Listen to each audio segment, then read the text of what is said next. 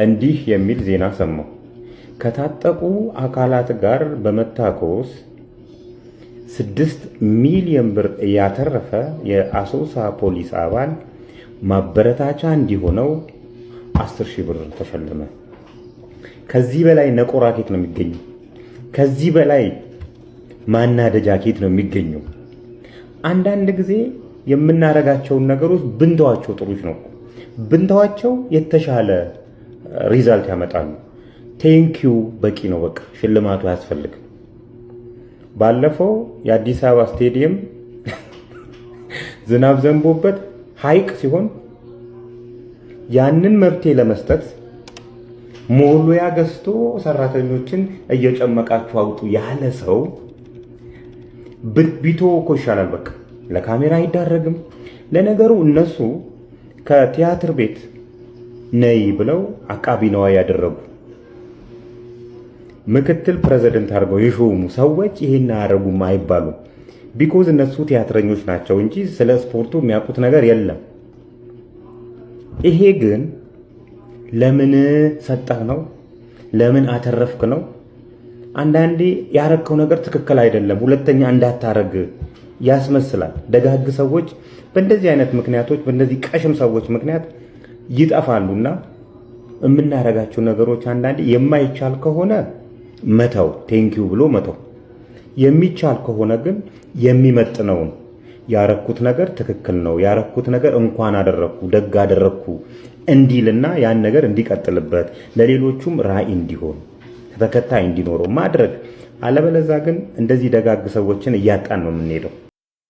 ጫላ ግዙፍ የሚዲያ ኮምፕሌክስ እሰራለሁ ብሎ ከጋንዲ ሆስፒታል የማስፋፊያ መሬት ላይ ተቆርጦ የተሰጠውን 5,000 ካሬ ሜትር ቦታ 1 ቢሊዮን ብር ለመሸጥ እያስማማ ነው የሚል መረጃ መሰረት ሚዲያ ይዞበት ይወጣል። ግሩም ጫላ በበኩሉ መሰረትን አንድ ጊዜ ውሻ እያደረገ አንድ ጊዜ የዱር እንስሳ እያደረገ ከሳለው በኋላ በፎቶ ኤዲቲንግ ካስቀመጠው በኋላ በቀደም ዕለት እቺን ቪዲዮ በፌስቡክ ይዟት ወጣ። ምን ለማለት ፈልጎ ነው? በቀላሉ መሰረት ሚዲያ እያስወራብን ቢሆንም እኛ ኦልሬዲ ህንፃውን ጀምረናል ለማለት ነው። እኛ ያው ነገር መርማሪዎች አይደለን፣ ከስር መሰረቱ እናየዋለን። እና ቦታው ላይ 2 ዓመት የቆየና ፓርኪንግ የነበረ ቦታ ነው ያ ቦታ እንግዲህ። እና በአንዴ ብድግ ብሎ አቶ ግሩም ሲኖዎችን አስገባ፣ አንድ ኤክስካቬተር አስገባ። እና ግን የምልህ ግሩም፣ እናንተ ሀገር ወንጂ ማለት ነው ህንፃ ሲሰራ መጀመሪያ ምንድን ነው የሚደረገው? አሸዋ ነው እንደሚደፋው? መጀመሪያ የአፈር ጥናት ነው የሚደረገው። መሬቱ ህንፃውን የመሸከም አቅምና የተለያዩ ጥናቶች ይደረግበታል ቦታው ላይ። ያ ካለፈ በኋላ የተፈለገው ህንፃ ያ መሬት ሊሸከመው ይችላል የሚለውን ጥናት ካለፈ በኋላ ወደ ቁፋሮ ነው የሚገባው። አቶ ግሩም ግን ካሸዋ ነው የጀመሩትና እቺ ቆየች ሸዋሸዋ ነች ባይዜና ጀምር ያለው ለማለት እንጂ እንደማይቀጥል ያስታውቃል። መጀመሪያውኑ የዚህ የሆስፒታል መሬት ተቆርጦ ሲሰጠው አቶ ግሩም የሲጂቲኤን ሪፖርተር ነው። በዚህ በሪፖርተርነቱ ይሄንን ህንፃ ሊሰራ የሚችልበት አቅም አለው ወይ የሚለው ሌላ ጥያቄ ነውና አዘናግቶ ሌላ ጊዜ መሸጡ የማይቀር ጉዳይ ይመስለኛል። ምንጩ ያልታወቀ ሀብት እያለ መንግስት በየጊዜው የጋጋኖ ቆረሩን ሲያንቋርር እንሰማዋለን። ምንጩ ያልታወቀ ሀብት ምን ማለት ነው? ምንጩ የታወቀ ሀብትስ ምን ማለት ነው የሚለውን አንድ ቀን ነግሮን አያውቅም። እኔ ግን እንደሚከተለው እነግራችኋለሁ። 2 አይነት ድርጅቶች አሉ። አንደኛው ለትርፍ የተቋቋሙ ድርጅቶችና ሌላኛው ደግሞ ለትርፍ ያልተቋቋሙ ድርጅቶች ይባላሉ። ለትርፍ ያልተቋቋሙ ድርጅቶች የመጨረሻ ጎላቸው ገንዘባዊ ትርፍ አይደለም። የእርዳታ ድርጅቶች፣ የሃይማኖት ተቋማት፣ በጀተሪ መንግስት መስሪያ ቤቶች ወዘተ እነዚህ የኛ ኮንሰርን ስላልሆኑ ሌላ ጊዜ እንመለስባቸዋለን። ለትርፍ የተቋቋሙ ድርጅቶች ጋር እንሂድ። ለትርፍ የተቋቋሙ ድርጅቶች የመጨረሻ ግባቸው ትርፍ ማግኘት ነው። ትርፍ ሲያገኙ ምን ያደርጉታል የሚለውን ጥያቄ እናስቀድም። ትርፍ ሲያገኙ ወይን ኦነሩ ወይን ሼር ሆልደሮቹ ይካፈሉታል ወይንም ደግሞ ሪኢንቨስት አድርገው ይነግዱበታል። ጎላቸው ለትርፍ የሆኑ ካምፓኒዎች አይከስሩም ወይ የሚል ጥያቄ እናስከትል። ይከስራሉ። ሲከስሩ ሲያተርፉም ለመንግስት ያሳውቃሉ። ሲከስሩ ለመንግስት ሲያሳውቁ ምን ማለታቸው ነው? እኔ በዚህ ዓመት 10 ሚሊዮን ብር ከስር ያለሁና ለምሳሌ ያህል ካለኝ ሀብት ላይ 10 ሚሊዮን ብር ትቀንስልኛለህ እያለው ነው ያለው። ትርፍ ያገኙ ደግሞ ለመንግስት የትርፍ ግብር ሲያስገቡ 30% ሲያስገቡ ምን እያሉት ነው ያሉት? 70% አትርፍ ያለሁና 70% የባለፈው አመት ሀብቴ ላይ ካፒታሌ ላይ ጨምርበት እያሉ ነው ያሉት። ካልተካፈሉት ማለት ነው፣ ወይም ደግሞ ኦነሩ ካልወሰደው። ኦነሩ ከወሰደው ወይም ደግሞ ከተካፈሉት ሌላ ግብር ስላለ እሱን የሚያውቅበት የራሱ እንትን አለ። ስለዚህ መጀመሪያ ላይ አንድ ካምፓኒ ንግድ ሲጀምር ካፒታሉን አሳውቆ ነው ንግድ ፍቃድ የሚያወጣው። የሚቀጥለው አመት ትርፍ ሲያገኝ ሀብቱን እያስመዘገበን ያለው ማለት ነው። እስከ ዛሬ አመት ስራ ከጀመረበት ጊዜ ዛሬ ላይ ድረስ ያሉትን ሀብቶች ማወቅ አንችልም ወይ ነው? በቀላሉ እናውቀዋለን። ይህ ምንጩ የታወቀ ሀብት ይባላል። ከግብር ውጪ የመጡ ሀብቶች በጠቅላላ ምንጩ ያልታወቁ ሀብቶች ናቸው ማለት ነው። በዚህ አካሄድ የሀገራችንን ባለሀብቶች ካየናቸው ስክራች የላቸው በየቦታው።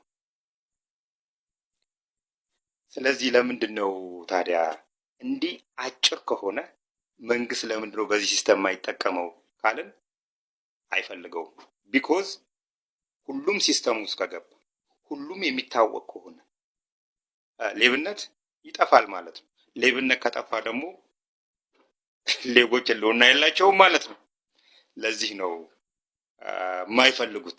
ምንጩ የታወቀ ሀብት ማለት የገቢ ግብር፣ የትርፍ ግብር፣ የተለያዩ ግብሮች እየተከፈለበት ማለት ነው።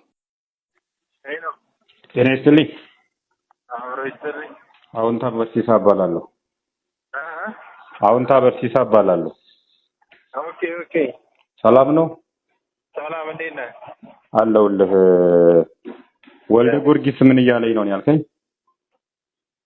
እንትን ነበረ ብር ቆጥበህ ምናምን ነገር የሆነ የሚገባ ምናምን አለ። ጀሞ ነው መሰለኝ እንትናቸው። ዋይቢኤስ ነው? አይ ዋይቢኤስ ሳይሆን ሌላ ድርጅት ነው። ብር ነው የምትሰጣቸው የአቅምህም ማለት ነው። እስከ ስንት ብር? 100,000 400,000 እሱማ በሚሊዮን የሚያስገባቸው አለ። ኦኬ። ከዛ ብሩ አሁን 4 ሚሊዮን ካስገባ 400,000 በየወሩ ይከፍለዋል ማለት ነው። እነሱ ብሩን ይሰሩበታል። 4 ሚሊዮን ታስገባለትና 400,000 ብር በየወሩ ያስገባላል። እንዴት ነው የሚያስገባልህ? ቼክ ይጽፍልሃል። በየወሩ ሄደህ ትቀበላለህ። ግን የሆነ ሰዓት ፊል ሊያደርግ ይችላል ብዬ እኮ ነው የፈራኝ እኮ። ቼኩን መጀመሪያ ነው የሚጽፍልህ? ቼኩ ለምሳሌ አንድ ወር ልክ ወሩ ሲደርስ ለምሳሌ ዛሬ ብታስገባ ዛሬን ይሰጣል። ከዛ 6 ቼክ ነው የሚሰጥህ 6 ወር ተከታታይ ማለት ነው። ኦኬ። እስከ 6 ወር ባለው ውሉን ማቋረጥ አችልም። ኦኬ። 6 ወር ላይ አልፈልግም ብትልስ ከጨረስክ በኋላ 6 ወሩ ላይ ብርህን ማውጣት ትችላለህ። የራስህን የወለደውንም የራስህንም ብር ይዘህ መውጣት ትችላለህ። እንደዛ ነው ያሏቸው። ምንድን ነው የሚባለው ድርጅቱ? ብዙ ሰው እየገባ ነው። ምንድን ነው የሚባለው ድርጅቱ? ስሙን አላወቅኩም፣ ግን የወልደ ጊዮርጊስ ነው። የወልደ ጊዮርጊስ ነው። ስሙን እንኳን የማታውቀው ድርጅት ላይ ታዲያ ብር ለማስገባት ምን አነሳስ? ያው ብዙ ሰው እያስገባ ነው እየተጠቀመ ነው። ግን የሆነ ሰዓት ባንክ ነው ባንክ ነው በባንክ ነው ቼክ የሚሰጡ። አረ ድርጅቱ ባንክ ነው ወይም ፋይናንሻል ኢንስቲትዩሽን ነው? አይ አይደለም። በቃ እንደዚሁ ነው ቼክ ነው የሚሰጡ። የሆነ እንትን መርጃ ምናምን ነገር ነው የሚለው። እኔ እኮ አልሄድኩም። የእርዳታ ድርጅት ነገር ነው የሚል እኮ። የእርዳታ ድርጅት ከሆነ ለምን ይበደራል ብድር? አይ ይሄን ግልጽ እንድታረግልኝ እኮ ነው። እኔም አንተ ኤኒዌይ ብድር ማበደርና መበደር የሚችለው ባንክ ብቻ ነው። መበደር ሌላ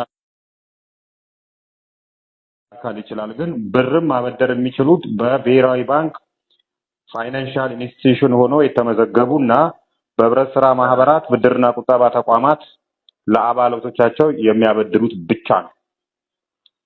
በተቀረ ግን ይሄን አይነት ብድር አራጣ ብድሮች ናቸው። 400,000 ብር በየወሩ የሚሰጥ ከሆነ ይሄን ያህል አቅም ካለው ለምንድን ነው ከባንክ የማይበደረው? እነሱ ለኛ ይሄን ያክል ብር አያበድሩንም። ከህብረተሰቡ ግን ብዙ ብር እናገኛለን። ብዙ ስራ መስራት እንትን የለውም ማለት ነው። ይሄ ድርጅት ቋሚ ንብረት የለውም፣ አድሬስ የለውም፣ ባለቤቱ በግልጽ የማን እንደሆነ አይታወቅም። ነገ ችግር ቢገጥም ከሰህ ወይም ደግሞ በሆነ በፍትህ አካላት ሄደ ልትቀበልበት የምትችለው አግባብ የለም። ሀብቱ አይታወቅም። ስለዚህ ከ1 ሚሊዮን ብር ላይ 400,000 ብር በየወሩ የሚሰጥ ከሆነ ከ1 ሚሊዮን ላይ 100,000 ነው። 100,000 የሚሰጥ ከሆነ 100,000 የሚሰጥ ከሆነ 100% ኢንተረስት እያበደረህ ነው ማለት ነው በ10 ወር ውስጥ። ይሄ በጣም ውድ ነው። አሁን ትልቁ ባንክ ላይ እስከ 24% መበደር እየቻለ በአመቱ ውስጥ አንተ ምን ስለሆንክ ነው በሆነ ነገር ቢያደርግህ ልትከሰው የምትችልበት ባክግራውንድ የለህም። ሲጀምር አድሬስ የለውም። መጀመሪያ አካባቢ የሚገቡ ሰዎች ተጠቃሚ ሊሆኑ ይችላሉ። ሰዎች እየሰፋ ታማኝነትን እያገኘ በሄድክ ቁጥር ግን እስካሙ ኦሬዲ ማብቂያው ጊዜ ስለሚደርስ መበላትህ አይቀርም። ስለዚህ ይሄን አሰበህ መግባት ትችላለህ። ማይ ፍሬንድ ተማረ መወሰን ትችላለህ። አመሰግናለሁ። እሺ መልካም።